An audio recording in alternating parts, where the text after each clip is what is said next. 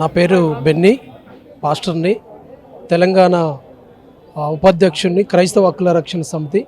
So నేను రెండే విషయాలు చెప్పదలుచుకున్నా. ప్రవీణ్ గారి మరణాన్ని ఇది ముమ్మాటికి హత్యనే, దాంట్లో సందేహం ఏమీ లేదు. సో వారు అప్పటికే ఆ ఫుటేజ్లో ఉన్న దృశ్యాలు చూస్తే, ఆలోచన చేస్తే కంప్లీట్గా ఆయన హత్యగానే చేయబడ్డాడు. సో ఆయనకు అప్పటికే దెబ్బలు తగిలాయి. ఆయన తప్పించుకునే ప్రయోగంలో ఉన్నప్పుడు అక్కడి లారీ వరకు చూపించారు. ఆ తర్వాత ఆయన ఏం జరిగిందో చూపించలేదు, మరల తర్వాత కింద పడుతున్నాడు చూపించారు.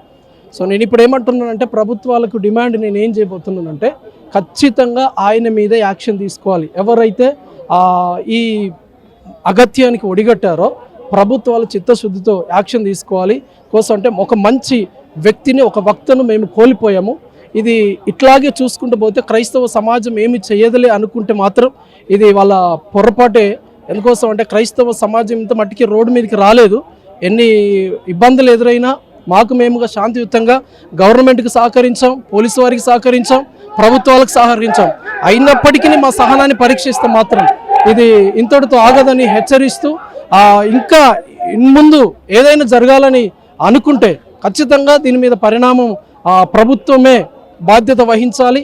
పోలీస్ డిపార్ట్మెంట్ కూడా దీంట్లో జాప్యం చేస్తుందని మాకు అనిపిస్తుంది. ఎందుకోసం అంటే అది ఖచ్చితంగా మర్డర్ అని తెలిసి కూడా పోలీసు వారు ఎందుకు దీని విషయంలో సీరియస్ యాక్షన్ తీసుకోవట్లేదో మాకు అర్థం కావట్లేదు. ఖచ్చితంగా దీని మీద యాక్షన్ తీసుకోవాలి.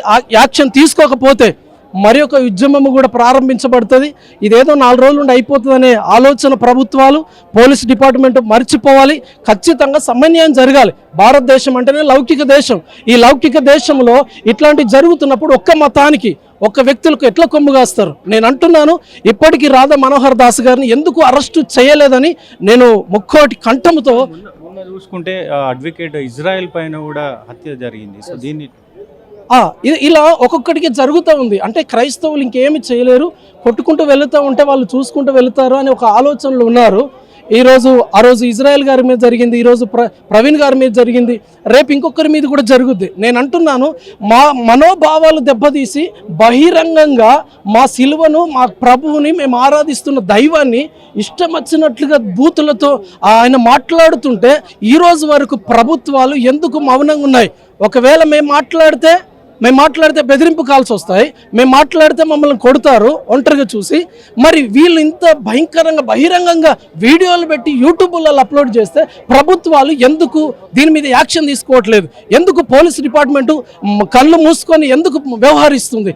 దీని మీద ఖచ్చితంగా యాక్షన్ తీసుకోవాలి. మేము ఖచ్చితంగా చెప్తున్నాం. క్రైస్తవ లోకము అగ్ని రగులుకున్నట్టుగా రగులుకుంటుంది, ఇక చూసే ప్రసక్తి లేదు. యేసుప్రభువు వారు చెప్పారు, ఈ చెంప కొడితే ఆ చెంప చూపమన్నారు. దాన్ని ఎంతవరకు సహించాలో అంతవరకు సహిస్తాం. మాకు కూడా చీము నెత్తురుంది, మేము కూడా ఒక మనుషులమే. మేము అజయ్ బాబు గారు చెప్పినట్లుగా మరొక మారు దాన్ని రిపీట్ చేస్తున్నాం. యేసుప్రభు అంత గొప్ప మనసు, గొప్ప త్యాగం మాకు లేదు. మేము చూసేంతవరకు చూస్తామండి. ఆ గాయాలు కారుతూ ఉంటే మేము చూడలేం కదా.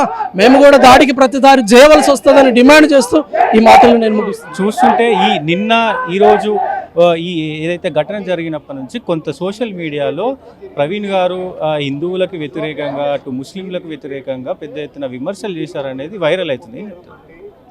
అదంతా కూడా వట్టిదండి. ఏదో చిన్న క్లిప్పులు అది చేసి పూర్తి వీడియో చూడకుండా దాన్ని చిన్నగా చేసి దీన్ని విమర్శించాడని మాట్లాడడం కూడా అది పొరపాటే. దాన్ని కంప్లీట్గా చూస్తే మనకు అర్థమవుతుంది. ప్రవీణ్ గారు ఎప్పుడు కూడా ఏ మతాన్ని కూడా దేన్ని కూడా విమర్శించే వ్యక్తి కానే కాదు.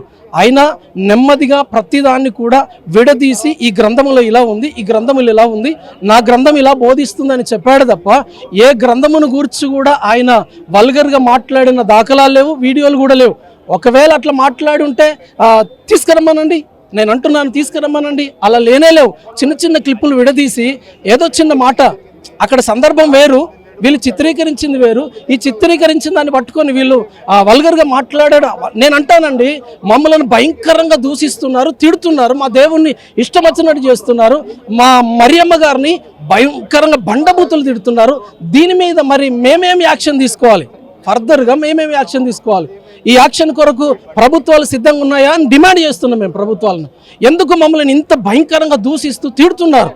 దీని మీద ఈ భారతదేశం అంటేనే లౌకిక దేశం, ప్రేమ కలిగిన దేశం, సమాధానమైన దేశం, డాక్టర్ బాబాసాహెబ్ అంబేద్కర్ గారు మంచి జ్ఞానవంతుడై ఈ భారతదేశంలో సమాధానం ఉండాలని సశ్యామలంగా చేయాలని ఆలోచనతో ఒక రాజ్యాంగాన్ని రాశారు. ఈ రాజ్యాంగాన్ని తుంగలో దొక్కుతూ వాళ్ళు ఇష్టం వచ్చినట్టుగా వ్యవహరిస్తూ మేమెవరి సొమ్ము తినట్లేదు, ఎవరిని బలవంతం అతి మార్పిడి కూడా చేయట్లేదు. అయినప్పటికీ మమ్మల్ని ఇబ్బంది పెట్టడం గల కారణం ఏంటో ప్రభుత్వాలు వెల్లడి చేయాలి. లేకపోతే మాకు ఖచ్చితంగా ప్రభుత్వాలు క్రైస్తవులకు రక్షణ కల్పించాలి, ప్రతి పాస్టర్కి రక్షణ కల్పించాలి, ప్రతి చర్చికి రక్షణ కల్పించకపోతే మేము డిమాండ్ చేస్తున్నాం బేషరతుగా ప్రభుత్వాలు దీనికి మూల్యం చెల్లిస్తాయి. పోలీస్ డిపార్ట్మెంట్ కూడా మూల్యం చెల్లిస్తుంది. ప్రవీణ్ పవడాల గారి ఒక మరణం తీరని లోటని మరొకసారి గుర్తు చేస్తున్నాం. ఆ కుటుంబం సమాధానంగా ఉండాలి, నెమ్మది కలిగి ఉండాలి. ఇది మరొకసారి పునరావృతం అయితే ఈ మిస్టరీ కలిగినటువంటి ఇది ఏదైతే ఉందో, ఏదైతే సీసీ ఫుటేజ్లు ఇవి ఉన్నాయో అవి త్వరగా మాకు డిక్లేర్ చేయకపోతే ఇంకొక పర్యాయం దీని మీద యాక్షన్ తీసుకోవాల్సి వస్తుంది. పోలీసులు కొంచెం జాప్యం జరుగుతుందని అంటున్నారు. అటు సీఎం గారు కూడా స్పందించారు కదా దీనిపైన. సీఎం గారు స్పందించారు, కానీ పోలీసు వారు జాప్యం జరుగుతున్నారని 100% మాకు అర్థమవుతుంది. సీఎం గారు ముందు మాట్లాడింది ఒకటి, వెనకాల మాట్లాడింది కూడా ఒకటి. ఇవన్నీ కూడా మీ అందరికీ తెలుసు. ఇంకొకటి ఏంటంటే ఎందుకు న్యూస్ రిపోర్టర్స్ దీన్ని మీడియా ఈ చిన్నదాన్ని ఈ పెద్ద కేసును ఎందుకు ఎక్స్ప్లెయిన్ చేయట్లేకపోతుంది?